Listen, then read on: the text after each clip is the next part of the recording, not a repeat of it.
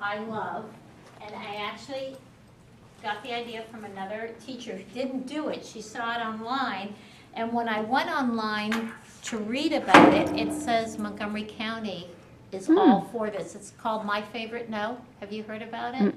Okay, so what it is, and again, you have to have introduced growth mindset. So this is our third packet. And, but first I go in and we read and talked about that my favorite no is teaching that the best learning opportunities come from making mistakes. This is exactly the message I want all of you to take away.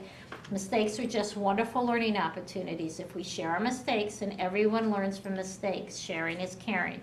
So then they have these little green, so they can put a green, red, or yellow dot. And what I did is when I make my flip charts, I make my favorite no for each day. And then the whole purpose behind my favorite no, the way the teacher did it on YouTube, which I didn't feel comfortable, she does it as a card in class, but then she checks it while the kids are sitting, and it just too much time. So what I do is I take them home and I check them. So I take every packet home and I check them, and I'll put a check if it's correct. If it's not correct, I put it in a separate pile. And then I tell the kids I pick the one that has my favorite mistake. That's why it's called my favorite no.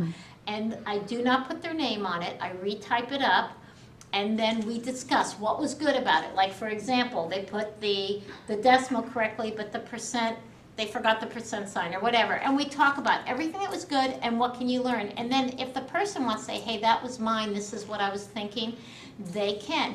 And then what they have to do is, if they don't have a check, they've got to make it correct and reflect what they did wrong, which I take home and read it that day.